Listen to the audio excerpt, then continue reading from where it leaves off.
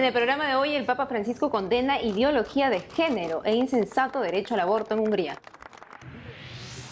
En México, arquidiócesis se disculpa por autorizar grabación de rapero dentro del santuario mariano. Obispos de Cuba se reúnen con presidente Miguel Díaz-Canel. Católicos en Mozambique viven en zozobra por extremistas religiosos que buscan el poder e implantar el islamismo. Hoy celebramos a Santa Yana Beretta, patrona de las madres, los médicos y los niños por nacer. Le contamos su vida. Hola amigos, hola Eddie, llegamos al último día de la semana. Así es, Natalie, un gusto estar contigo y con todo nuestro público desde nuestros estudios en Lima, Perú. Bienvenidos a su programa EWTN Noticias, yo soy Natalie Paredes. Soy Eddie Rodríguez Morel, gracias por acompañarnos. Empezamos las noticias desde Hungría. En la capital Budapest, el Papa Francisco cumple su primer día de visita apostólica. El Santo Padre cerró la jornada de este viernes, esta tarde, reuniéndose con los obispos y miembros del clero.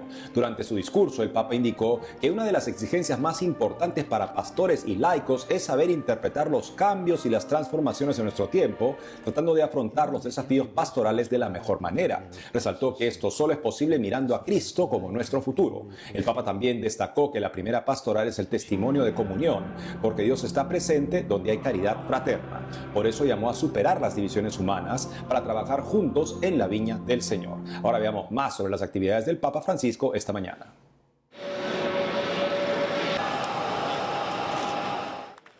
Diez de la mañana, el Papa es recibido por el viceprimer ministro de Hungría, Sol Semgen.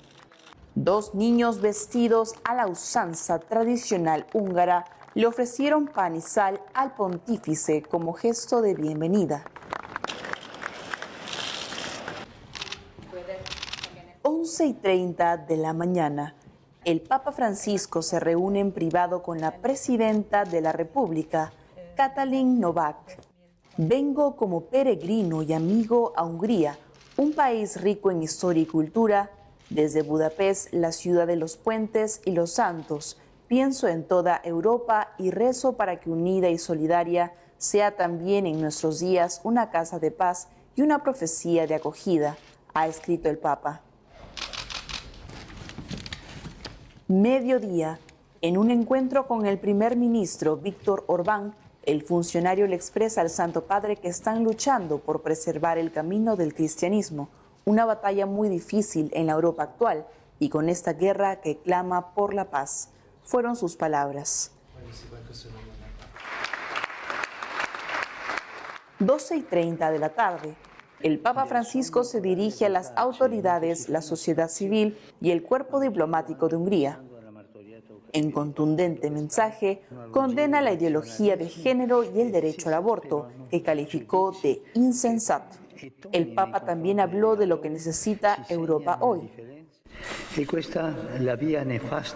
Este es el camino nefasto de las colonizaciones ideológicas que eliminan las diferencias, como en el caso de la denominada cultura de la ideología de género, o anteponen a la realidad de la vida conceptos reductivos de libertad, por ejemplo, presumiendo como conquista un insensato derecho al aborto, que es siempre una trágica derrota. El Papa también habló de lo que necesita Europa hoy. Qué hermoso, en cambio, construir una Europa centrada en la persona y en los pueblos, donde haya políticas efectivas para la natalidad y la familia. Tenemos países en Europa con un promedio de 46 a 48 años, buscadas con atención en este país donde naciones diversas sean una familia en la que se vela por el crecimiento y la singularidad de cada uno. A las 5 de la tarde, para su última actividad del día, el Santo Padre partió a la concatedral de San Esteban. Ahí lo esperaban los obispos, sacerdotes, diáconos, consagrados, seminaristas y agentes pastorales. Muy bien entiende espiritual. Nuestra corresponsal Almudena Martínez Bordío está en Hungría siguiendo las actividades del Santo Padre. Nos cuenta sus impresiones hoy. Saludos desde Budapest, la ciudad donde se encuentra el Papa Francisco desde esta mañana para hacer su 41 viaje apostólico. Hemos sido 75 periodistas de distintas nacionalidades los que le hemos acompañado en el viaje papal. De hecho, nos ha podido saludar uno a uno y el Santo Padre ha saludado alegremente recorriendo el pasillo estrecho del avión. Ahora mismo me encuentro a las puertas de la Basílica de San Esteban, que es el patrón de Budapest, donde el Papa Francisco ha tenido un encuentro con diáconos, religiosos, seminaristas y consagrados a quienes ha advertido sobre la difusión del secularismo y cómo esta puede amenazar la belleza de la familia y su integridad. Y ahora las noticias de la Iglesia en México con nuestro corresponsal Diego López Colín. En esta ocasión quiero comenzar mi enlace contándoles la polémica que suscitó las imágenes difundidas del rapero mexicano, mejor conocido como Alemán, quien se ve disfrazado de sacerdote repartiendo droga en una de las parroquias al norte del país. El santuario de Nuestra Señora de Guadalupe en Hermosillo, Sonora, fue escenario del video musical del artista urbano Eric Raúl Alemán Ramírez, donde el protagonista aparece con una sotana color morado cantando desde el altar. En otro video se aprecia como si estuviera dando la comunión con lo que aparenta ser cigarros de marihuana. La arquidiócesis de Hermosillo y el rapero mexicano Alemán se disculparon por los católicos que se sintieron ofendidos. Incluso el párroco confirmó que autorizó la grabación y explicó que la canción, que aún no se estrena, tiene un mensaje propositivo para la juventud. A mí me pidieron permiso y Alemán mismo me explicó de qué trataba la canción. Y Alemán llega a un público que a veces en la iglesia nosotros no alcanzamos a llegar. Y al explicarme su canción y lo positivo que ella manejaba, me pareció perfecto que pudiera llegar el mensaje. Que si por qué una persona como él puede grabar en la iglesia, pues el 12 de diciembre vienen mariachis, o cuando van a visitar algún santo en su fiesta, entran mariachis o entran otros grupos. Creo que ahora Alemán quería desde aquí enviar un mensaje positivo y yo no me iba a negar a eso. Si bien se aclaró que el Santísimo se tenía resguardado en una capilla en ese momento, la arquidiócesis anunció oraciones y eucaristías de desagravio por aquellos lugares de culto que se hayan visto afectados. Alemán es uno de los artistas musicales más escuchados en el país, con millones de reproducciones en plataformas y una gran proyección internacional. En otra información les comento que la Congregación de Origen Mexicana de los Legionarios de Cristo dio a conocer que desde el 2018 no ha tenido casos de abuso personas vulnerables ni de menores, y que también ha implementado un programa de resarcimiento económico y también de reparación de diferentes tipos. Esto para avanzar para una cultura de cero abusos y de prevención. A través del tercer informe Verdad, Justicia y Sanación, el Instituto de Vida Consagrada afirma que se han contabilizado un total de 170 víctimas en el seno de su congregación desde su fundación. El mismo señala que se está realizando caminos de sanación a 60 personas. Así, 29 de las víctimas están siendo atendidas a través de la institución ESHMA, una organización con sede central en España y especializada en acompañamiento a víctimas de la pederastia eclesial. Además, desde el 2010, 32 víctimas de abuso sexual han recibido una reparación económica, apoyo para terapias o subsidios para el sostenimiento vital. En esta materia, desde la institución se remarca que participar en este programa de reparación no conlleva condiciones de guardar silencio ni renunciar a futuras reclamaciones o acciones legales. Todo esto como parte de su compromiso con las víctimas de abuso por parte de miembros de la congregación, la sociedad y la Iglesia. Reportó para EWTN Noticias, Diego López. En Cuba, los obispos se reunieron este miércoles con el presidente Miguel Díaz-Canel. La cita en el Palacio de la Revolución fue parte de los encuentros del gobierno con diferentes sectores de la isla. Los prelados expusieron sus criterios y visión sobre la realidad que viven los cubanos. Según informaron los obispos, no se detuvieron en situaciones concretas de la iglesia, sino que compartieron con todo respeto, sinceridad y claridad sus inquietudes y valoraciones. Por su lado, la presidencia de Cuba informó que abordaron temas relacionados con la labor de la iglesia, la situación socioeconómica del país, el fortalecimiento de valores en la sociedad, entre otros asuntos de interés común. De acuerdo a la comunicación oficial, los prelados agradecieron la posibilidad del intercambio, que fue ocasión para que las autoridades renueven su compromiso por el pueblo cubano y con todo aquello que favorezca un clima más sereno de paz, concordia, respeto de todos y esperanza. Más noticias de la Iglesia Católica en Cuba con nuestra corresponsal Rachel Díez. Este fin de semana, jóvenes de las vicarías más cercanas al centro urbano participaron en la adoración a Jesús sacramentado y en la Eucaristía. Ocurrió en la sede de la comunidad de San Egidio, en La Habana Vieja. Desde enero hemos creado este espacio, el último lunes de mes, tener la Santa Misa para encontrarnos, para tener la adoración eucarística, y así también sea un espacio de reconciliación para quien quiera acercarse al sacramento de la confesión. También estas celebraciones eucarísticas cada mes es una preparación espiritual, una preparación, diríamos, para entrar en sintonía con la peregrinación a Lisboa, que la delegación cubana se está preparando. De La Habana, concretamente, alrededor más de 100 peregrinos, es la diócesis que más peregrinos tendrá.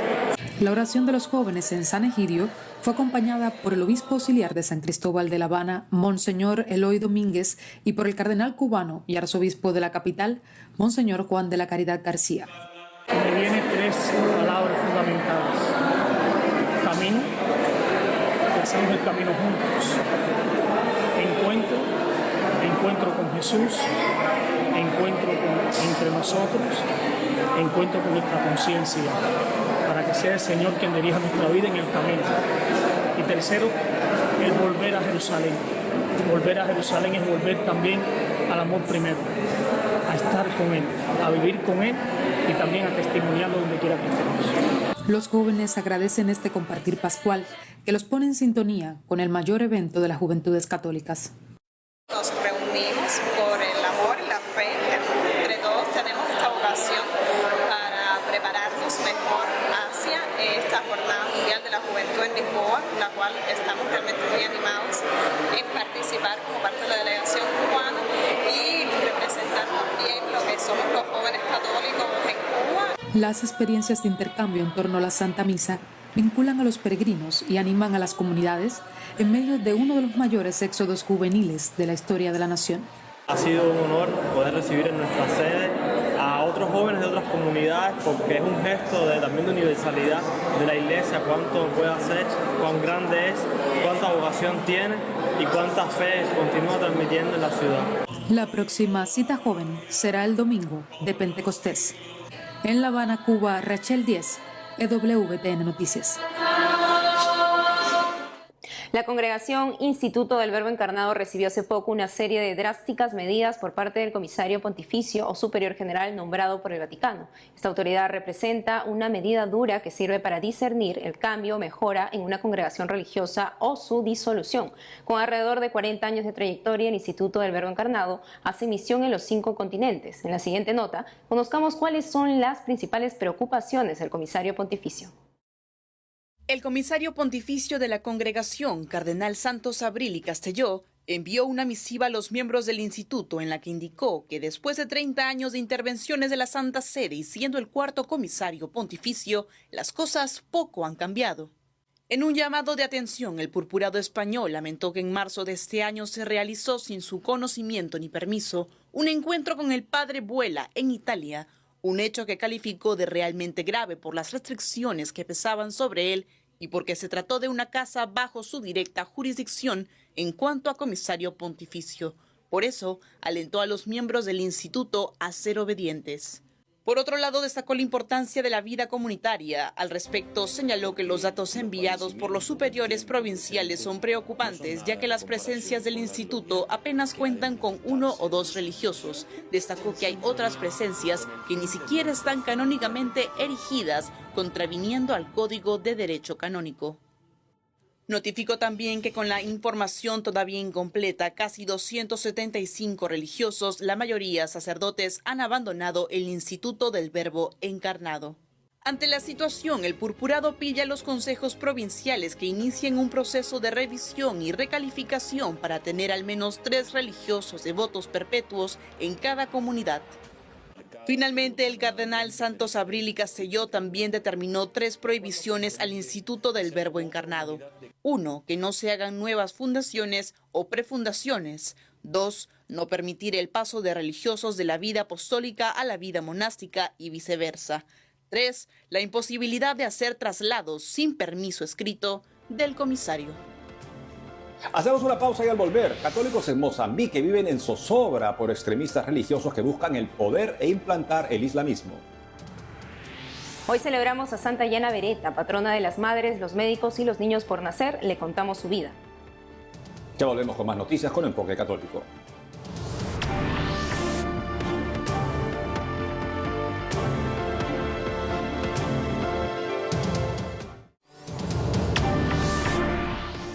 En nuestro segmento especial sobre la iglesia perseguida, hoy hablamos de Mozambique. Al respecto, los obispos del país han expresado su preocupación por el aumento de sectas religiosas, extremismo y radicalismo que tiene a los cristianos como objetivo de ataques mortales. Fue durante la primera sesión plenaria ordinaria del año, el 25 de abril último. Para conocer más sobre lo que dicen los obispos, veamos el informe preparado por Bárbara Socorro de EWTN Noticias.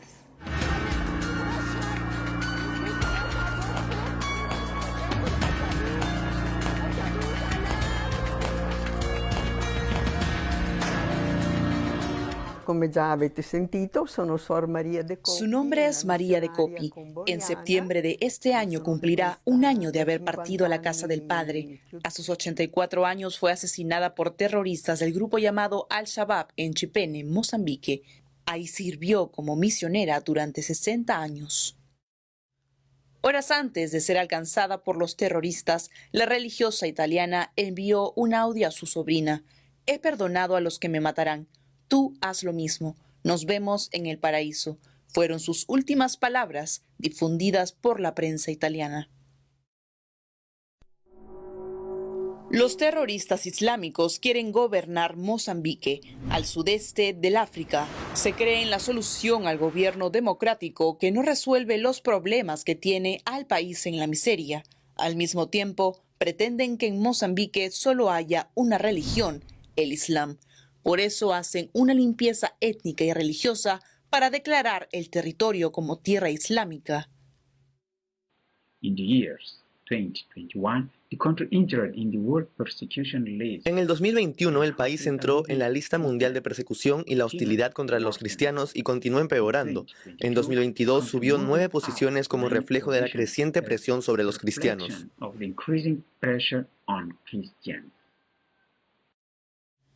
En Mozambique la mayoría son cristianos, debido a la colonización portuguesa. De ese porcentaje, la mayor parte se declara católico. Se calcula que son más de 7 millones de mozambiqueños católicos. En general, la vida de los católicos transcurre en armonía, fraternidad y unión. Los católicos viven en un ambiente sano. El resto de religiones se reparten así.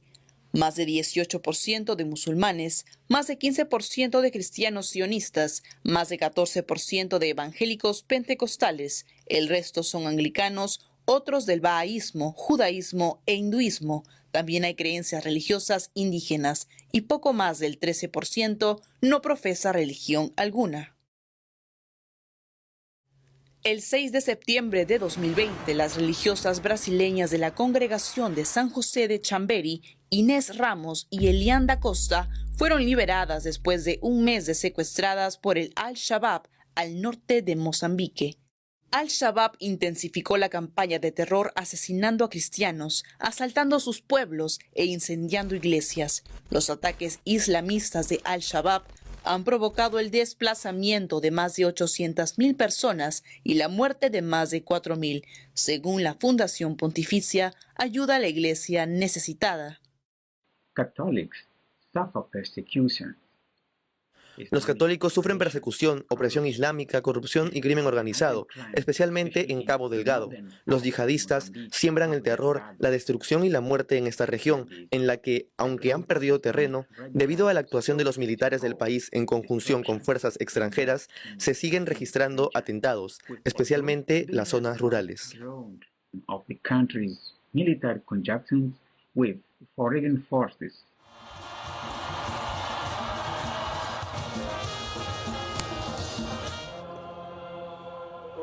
El Papa Francisco visitó Mozambique en el 2019. Pidió a las autoridades paz duradera que favorezca el desarrollo y un futuro digno. A pesar de las circunstancias, el catolicismo en Mozambique es vibrante. A la fecha hay 23 obispos, 659 sacerdotes y 1.207 religiosas con votos perpetuos. Más de 56.000 misioneros laicos, asimismo más de 1.600 centros pastorales, de los cuales 343 son parroquias.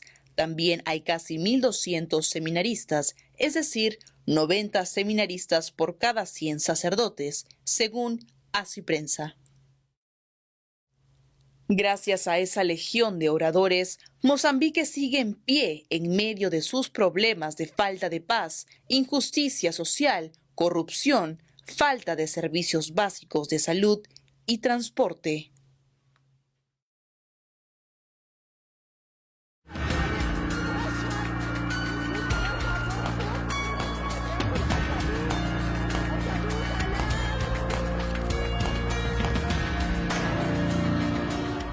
Como cada 29 de abril, la Iglesia Católica celebra a Santa Yana Beretta. Fue madre y médico cirujano. Es considerada patrona de las madres, médicos y de los niños por nacer. Un gran ejemplo para el movimiento Provida. El padre Augusto Meloni, quien antes de entregar su vida a Dios llegó a ser vicepresidente del Consejo Ejecutivo de la Organización Mundial de la Salud, nos cuenta más sobre esta santa.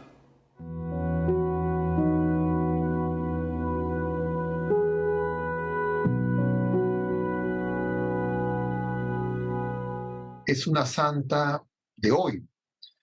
Fue canonizada por el Papa San Juan Pablo II el año 2004.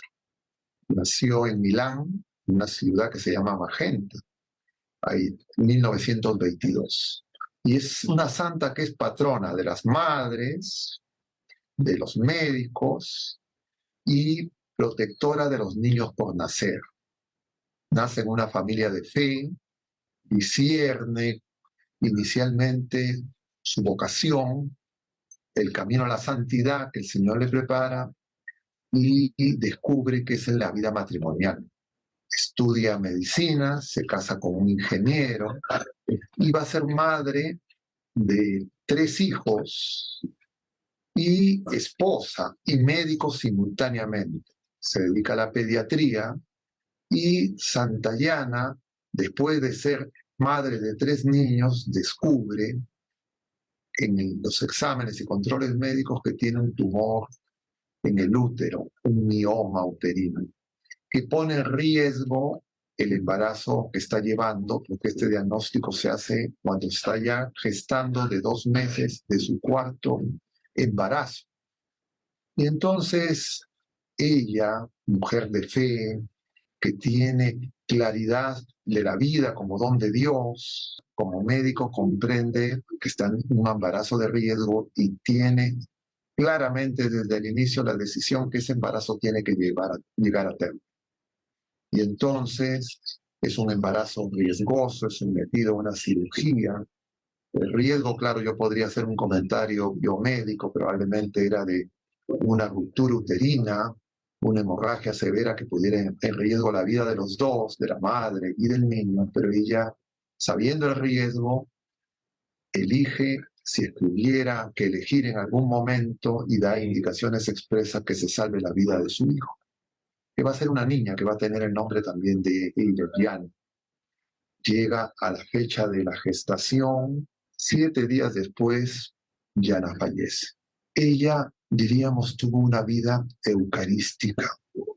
Ella, con plena conciencia, se ofrece para dar vida y vida a su hija, como el Señor, que es el camino, la verdad y la vida, viene a nosotros para dar vida. Y entonces una persona de fe como Yana nos enseña en este tiempo que nosotros estamos llamados a seguir a Jesucristo, que es el camino, la verdad y la vida.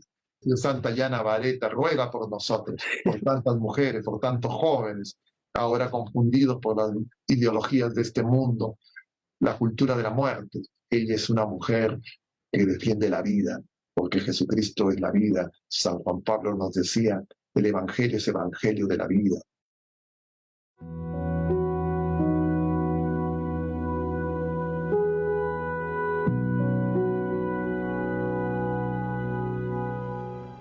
Este sábado el Papa Francisco tendrá una reunión con los pobres y refugiados en Hungría. También sucederá un encuentro con los jóvenes. Nos despedimos con los mejores momentos del primer día del Papa en Hungría. Hasta el lunes.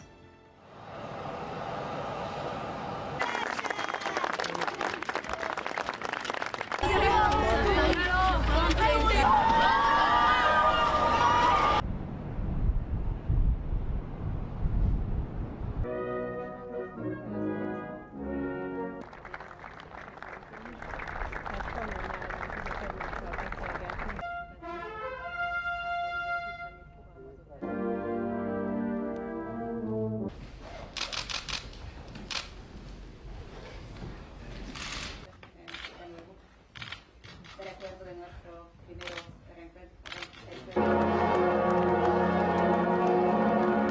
Ik had er niet van.